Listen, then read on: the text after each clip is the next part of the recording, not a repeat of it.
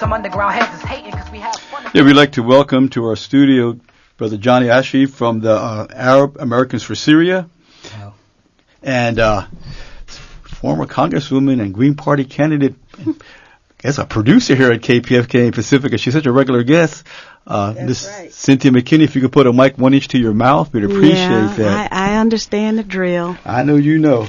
It's really amazing, whatever programs I listen to on AM, FM, TV, even listener-sponsored stations like Pacifica and KPFK, all we ever hear of is the side of the story what's unfolding in Syria from the perspectives of the so-called rebels. We never hear the other side of the story, any challenge to that, though I guess they assumed, as in Tunisia and as in Egypt, that a little spark would cause a mass uprising that did not occur.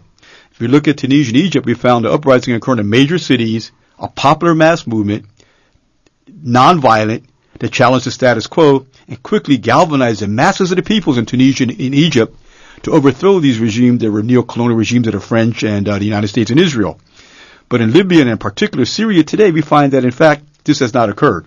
We find in fact that in Syria that it started out in a little remote area and that it was started as an armed struggle and that the support is coming from external to the society, external to the country, from Qatar, from Saudi Arabia, from Turkey, from the United States, from Israel, and not internal as a mass popular uprising. Hence, the government has been able to sustain an offensive against NATO, covertly, and the United Arab Emirates, and many of these feudal regimes like Saudi Arabia, where women and Christian groups have no rights at all. So I just found it very interesting that this point of view, the point of view of the masses of Syrians who are fighting against these rebels in the face of this massive foreign intervention, covertly and in many ways overtly, is occurring. So I know there's a big forum occurring this Sunday, October 28th, in La Mirada, and the views about Syria calls an objective, with among other speakers, Cynthia McKinney. But Johnny, you are Syrian, and you have your feet on the ground through the internet and through your historical experience. Can you give a context of this, what's going on in Syria today? Why is it that the overthrow of the present government has not occurred within a 1 day, 2 day, 3 day, 1 week period and continues on and on and on? And even now, according to at least the presidential debates, they're saying, well, wait a minute now. This is going to take a full-scale war, direct foreign intervention, foreign troops on the ground, because they don't have the popular support in Syria to overthrow the government. Not to say the government is perfect, right, but the recommendation made by progressive like Cynthia McKinney is that the solution needs to be a political solution where all parties come to the table to work within the system to bring about change. Correct. Thank you first for having me here, Brother Didan. I want to say also happy holidays, Adha, Eid Mubarak to all the Muslims around the world for the holiday. Last time I was here on your show, I did mention that what's happening in Syria has nothing to do with freedom and democracy. And as soon as I said that, a bunch of people that saw me said, how could you say that? It's a revolution going on in Syria. And the impression given here in the mainstream media that the anti-Assad forces in Syria are somehow Western-style pluralist Democrats, as they were advertised in Tunisia and Egypt and Libya.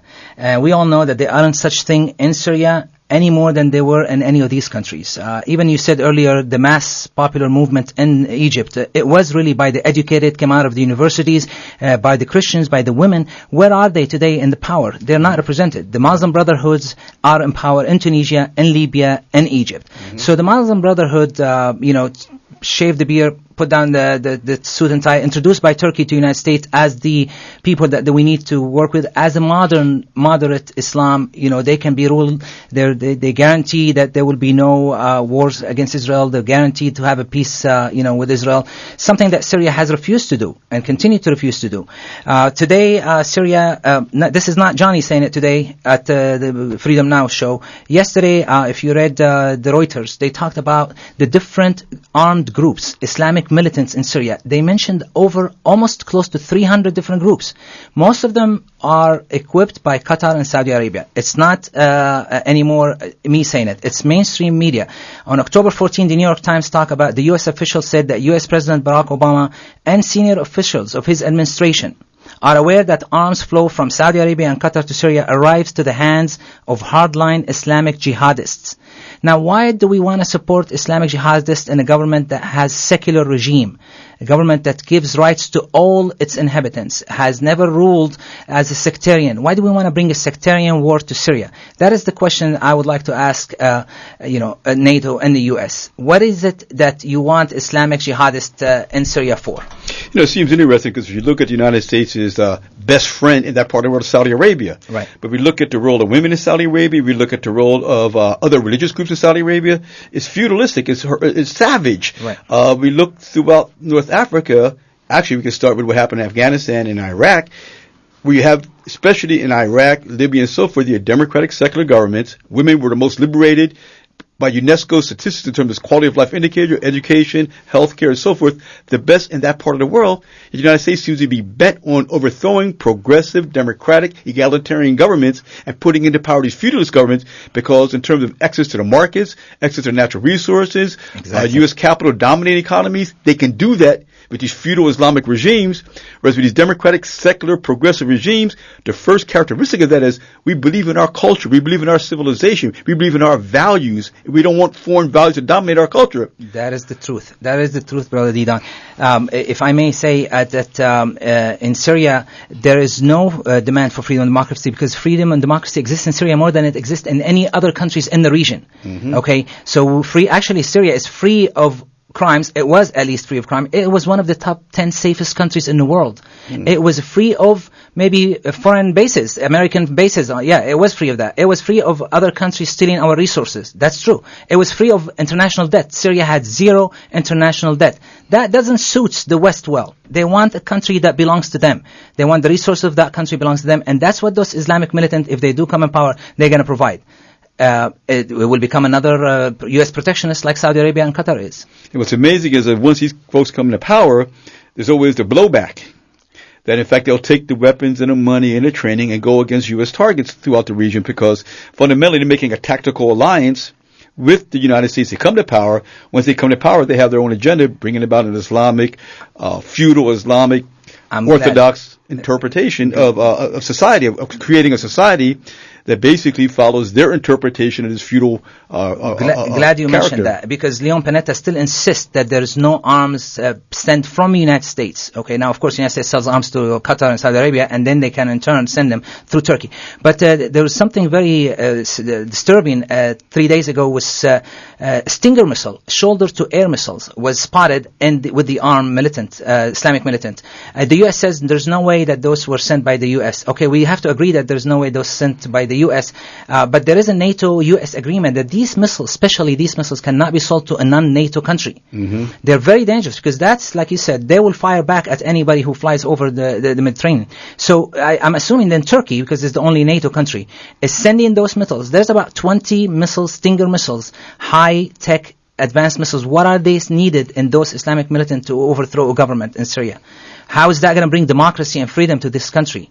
Okay, it's bringing nothing but war and death to that country. You think they would have learned of what happened in Libya with the so-called base of the United States intervention in Libya, which was Benghazi. That was ground zero for United States covert activities together with Israel and together with Qatar, United Arab Emirates, in setting up the climate and bringing in the forces to overthrow the Jamahiri of Libya. And all of a sudden they turned against the United States ambassador, United States diplomats, and killed them. Yes, they killed him. So, after he tweeted the day before that he was so proud to be part of that revolution, great revolution of Libya. And Benghazi was ground zero in the destabilization of Libya.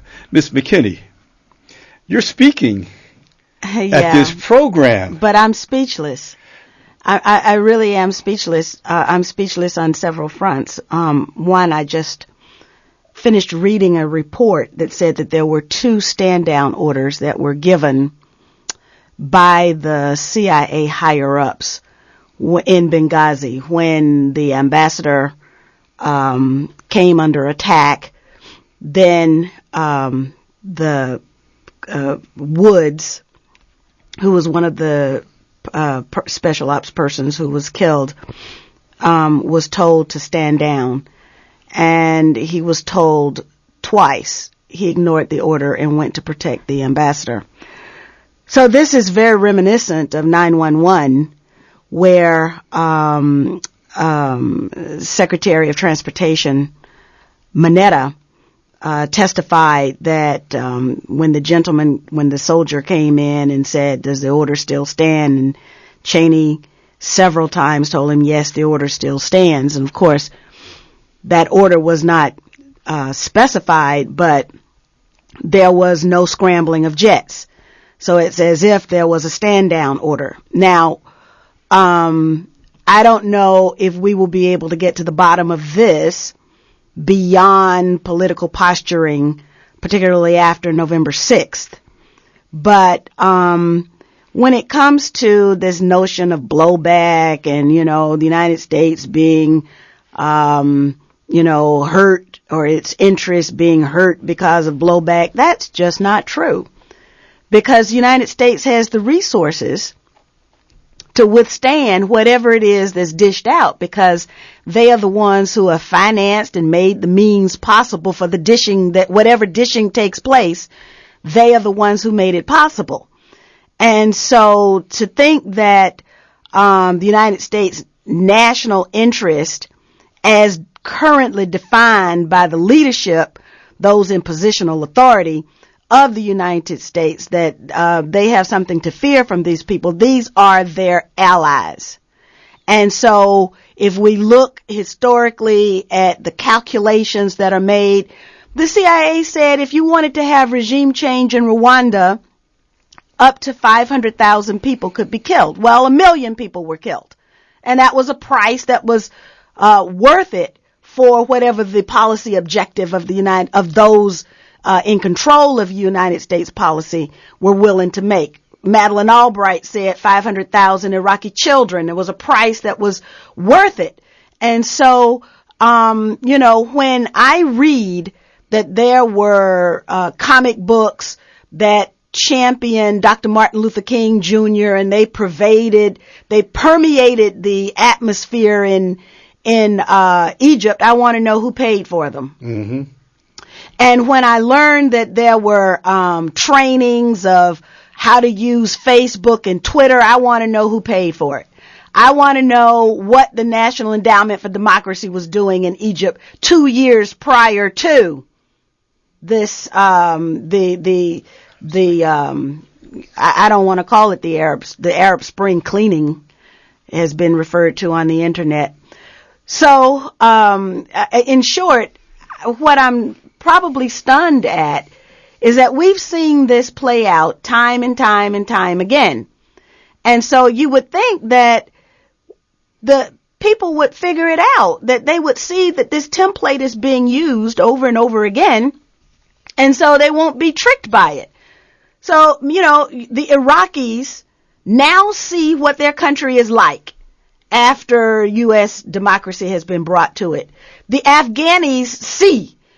The Pakistanis see.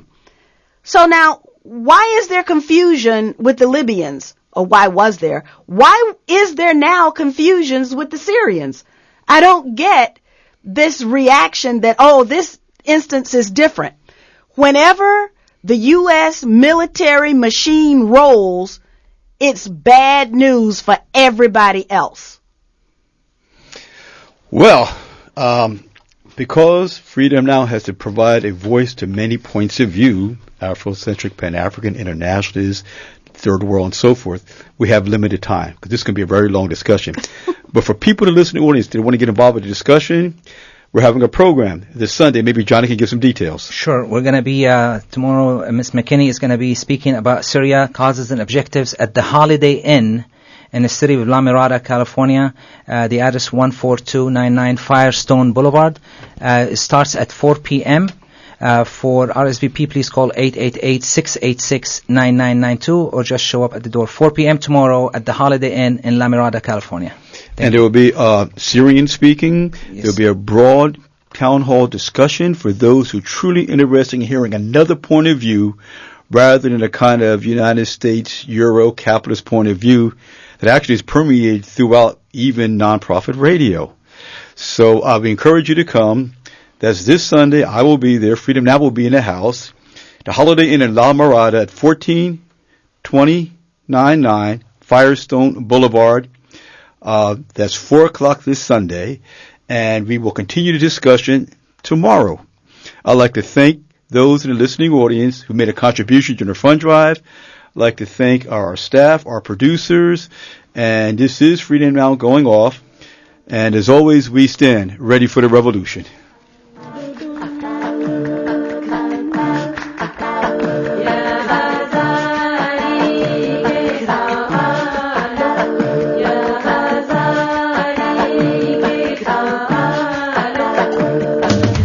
The Pacifica mission statement is to establish a foundation organized and operated exclusively for educational purposes, to encourage and supply outlets for the creative skills and energies of the community, to engage in any activity that shall contribute to a lasting understanding between nations and between the individuals of all nations, races, creeds, and colors, to gather and disseminate information on the causes of conflict between any and all of such groups, to promote the study of political and economic problems and of the causes of religious, philosophical, and racial antagonisms, to promote the full distribution of public information, to obtain access to sources of news not commonly brought together, and to employ such varied sources in the public presentation of accurate, objective, comprehensive news on all matters vitally affecting the community.